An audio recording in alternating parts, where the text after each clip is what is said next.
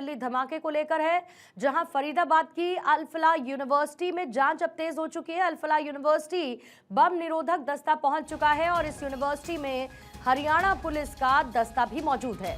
अल फलाह university की website भी इसी के साथ हैक हुई है। इस मामले में कई गिरफ्तारियां और अल फलाह यूनिवर्सिटी उसके सेंटर में, उसके केंद्र में आती हुई, जहां पर कल वीसी की तरफ से एक औपचारिक स्टेटमेंट भी जारी किया गया।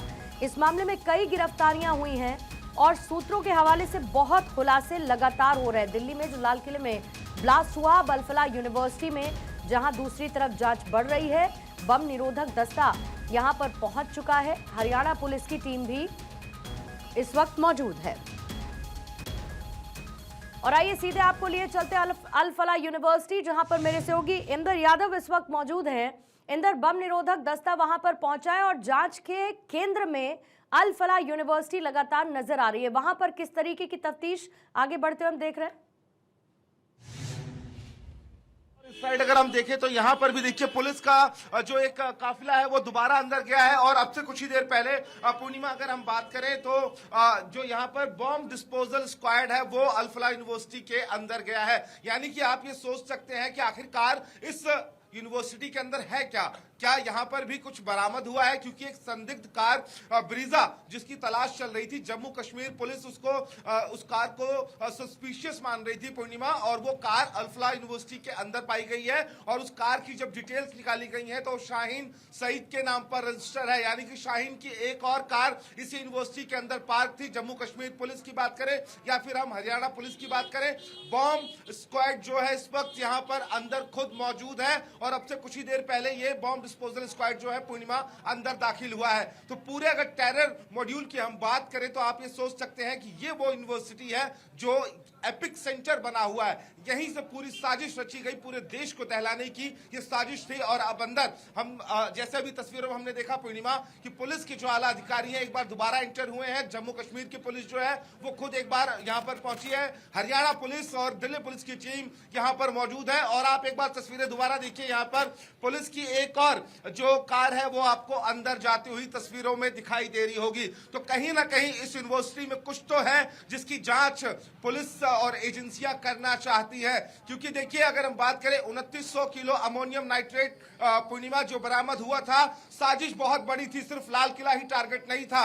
कई राज्य के जो इन लोगों ने रेकी करी थी, राज्यों में जा जाकर दिल्ली के साथ साथ उत्तर प्रदेश इनके टारगेट पे था। और बात करें तो फरीदाबाद और उसकी कई बड़े मॉल्स जो है वो टारगेट पर थे। अगर हम बात करें गौरी शंकर मंदिर इनके टारगेट पे था। और ऐसे में अब ताजा अपडेट ये है पूर्णिमा की, यहाँ पर देखिए अल फलाह यूनिवर्सिटी के अंदर बॉम्ब डिस्पोजल स्क्वाड यहाँ पर पहुंचा है। कहीं ना कहीं अब पूरे यूनिवर्सिटी में हलचल है। कुछ तो गंभीर यहाँ पर है। जो car Jammu Kashmir police suspicious मानकर जांच कर रही थी, उसको ढूंढ रही थी, वो कार अल फलाह यूनिवर्सिटी के अंदर है और वो शाहीन सईद के नाम पर रजिस्टर है। शाहीन वही महिला है जो जैश ए मोहम्मद से डायरेक्ट टच में थी और पूरी ब्रिगेड वो तैयार करना चाहती थी। सहारनपुर में पूरा जैश ए मोहम्मद का जो बेस है वो बनाना चाह रही थी। पूर्णिमा, एक तरफ जहां पर 6 दिसंबर जैसी एक वारदात को अंजाम उस दिन देने की पूरी कवायद, इस तरीके के भी खुलासे अंदर हो रहे हैं, लेकिन सबसे बड़ी बात ये सवाल उठता है कि 12 गिरफ्तारियों में 6 पेशेवर डॉक्टर, कब से ये सब कुछ चल रहा था? अल फलाह यूनिवर्सिटी कब से उसका केंद्र रहा?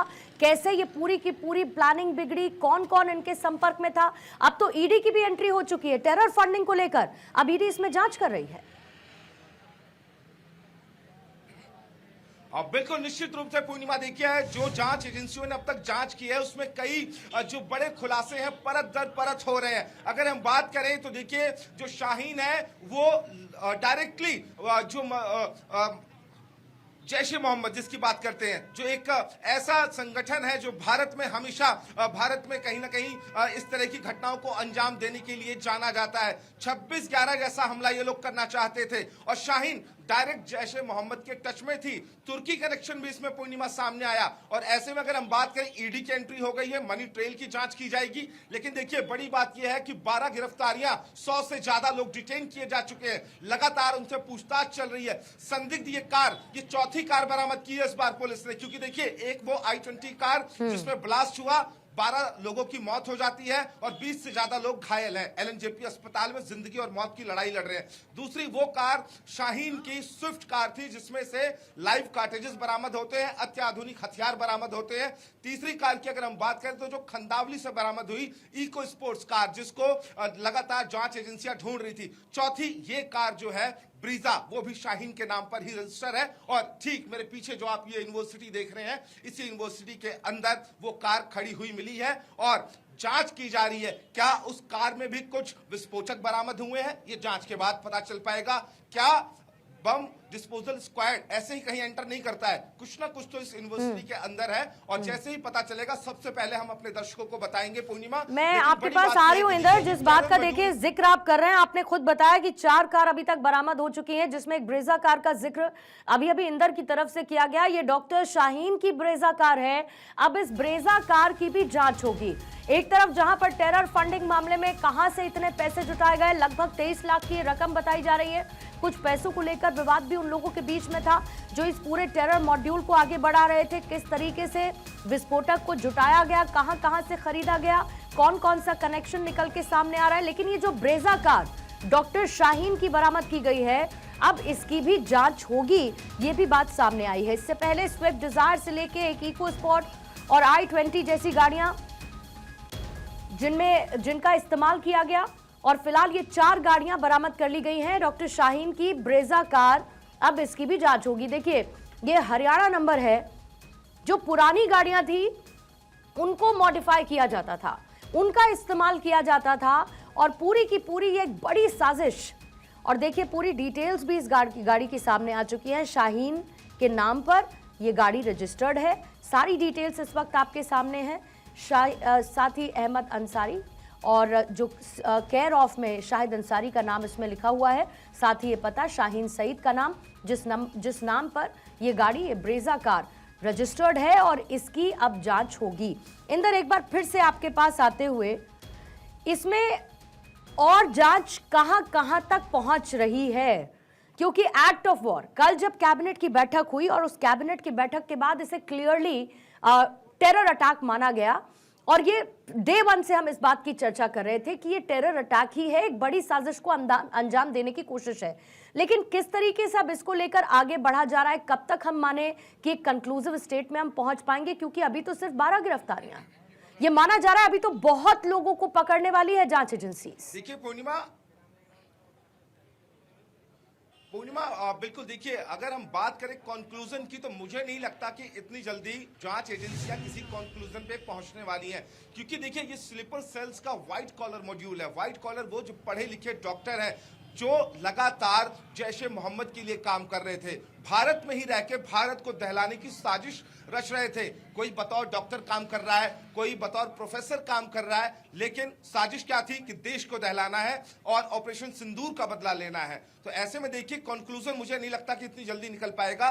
जांच एजेंसियों की पूर्णिमा अगर हम बात करते हैं तो देखिए जो केमिकल नूह और मेवात से बरामद हुए, वहां पर भी जो टीमें हैं वो पहुंच चुकी हैं और जांच की जा रही है कि कहां कहां से कितना खरीदा गया, कौन लोग थे, लेने आए थे, किन लोगों ने बेचा, लाइसेंस था या नहीं था, तो इस पर भी जांच चल रही है। सहारनपुर की बात करते हैं, जहां का डॉक्टर आदिल है, जहां पर ये लोग बकायदा एक कैंप बनाना चाहते थे, बेस कैंप जिसे कहते हैं, क्योंकि वहां पर जमात के बहुत सारे लोग आते हैं। तो शाहीन और आदिल वहां पर एक बेस कैंप बनाना चाहते थे और वहां से ही रिक्रूटमेंट करनी थी। शाहीन महिलाओं की रिक्रूटमेंट वहीं करने वाली थी। तो ये जानकारियां निकल कर आई हैं। और 4 गाड़ियों की बात पूर्णिमा यहां तक सीमित नहीं है। गाड़ियां जो सूत्र बताते हैं, 32 गाड़ियां इनके पास थी, 32 गाड़ियां, और कम से कम ये लोग 32 शहर को चुनने वाले थे और एक के बाद एक धमाका करने वाले थे। ठीक वैसा ही धमाका जैसा इन लोगों ने लाल किले के सामने किया। तो आप सोचिए ये मॉड्यूल कितना बड़ा है और किस तरीके से ये white collar sleeper cells Bharat को दहलाने की कोशिश कर रहे थे। तो अभी कंक्लूजन निकलना मुझे लगता है पूर्णिमा, अभी कहना थोड़ा सा जल्दी होगा। मुझे लगता है कि जांच एजेंसियां जो अपना काम कर रही हैं उसमें अभी थोड़ा सा समय लगने वाला है, क्योंकि एक के बाद एक लगातार गिरफ्तारियां हो रही हैं।